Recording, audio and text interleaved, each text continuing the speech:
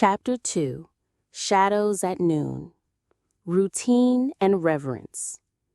Each morning in Sector 3 East began the same way, the metallic whir of the transit line overhead, and her father's chairs scraping softly against the kitchen floor at exactly 6:42 a.m. Yuna Lee sat in silence, toast untouched, watching her father lower himself into the seat across from her. He always wore the same gray tie and perfectly pressed shirt, no creases, no errors. Seo Jung-hong's had once been the senior observatory officer at the observatory. Now he worked quietly behind the scenes in the university's astronomy department, his life revolving around star charts, secure logs, and unspoken concerns about the world beyond their walls. Need lunch money? He asked, eyes never leaving the encrypted readout on his wrist terminal. Yuna shook her head. No. No questions about homework, friends, or the recurring dream. The one where her mother, Haneul Lee, stood in a white corridor and spoke only in riddles. The silence between them was not angry, it was familiar, practiced, and, worst of all, comfortable. The Quiz Club. At 4:15 p.m., the final bell rang across Evergreen High, each tone spaced with eerie precision, as if marking not just time, but something deeper, more mechanical.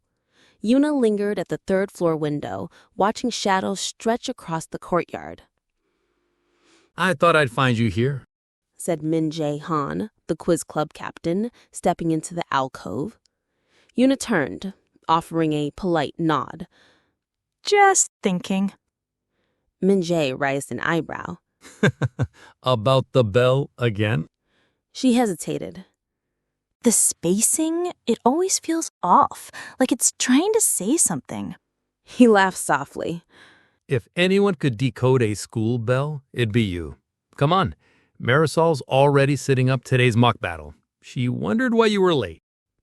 Inside the clubroom, Marisol Vega looked up from her tablet. Finally! Yuna, you've got to stop overanalyzing the bells. Her tone was half tease, half concern. Yuna offered a faint smile. Marisol never pushed her to be louder, only clearer. Round robin format? Marisol nodded. Each of us faces the other two. So with three of us, Yuna, Minjae, me, it's round 1, Yuna versus Minjae. Round 2, Minjae versus Marisol. Round 3, Marisol versus Yuna. We love this because no one hides. Everyone tests everyone else. Marisol continued. Let's see if Minjae can actually lose for once. Minjae rolled his eyes. "In your dreams, Marisol." The tension of the buzzer, the countdown of each question, the flicker of doubt before an answer, this was their true arena. Yet, as Yuna answered, her mind kept tugging at stray threads, a term her mother once used, a data point that seemed drawn from secret files. Paper fragments. In the back of her closet, beneath old uniforms and a taped box marked Science Fair, Yuna kept a flat envelope. It had arrived last month, addressed in faint script she recognized but couldn't place.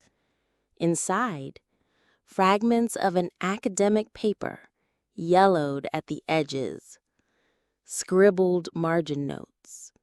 One line circled 3 times. Emotional trauma is the quiet sabotage of memory retention in high IQ candidates.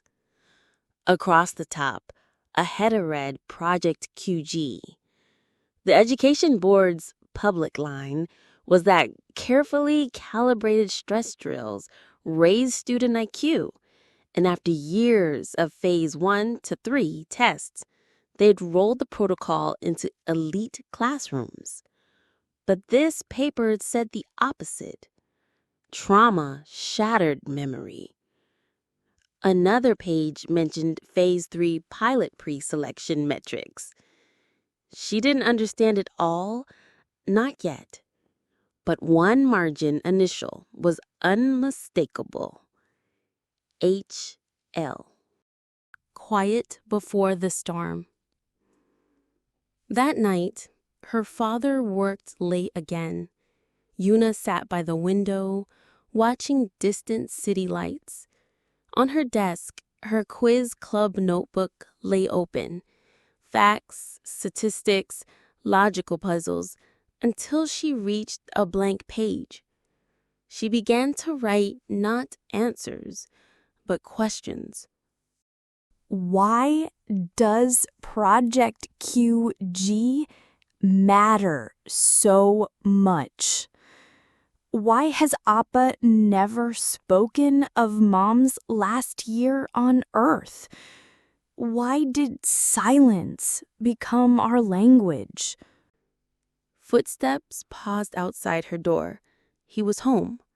He didn't knock. She closed her notebook and exhaled.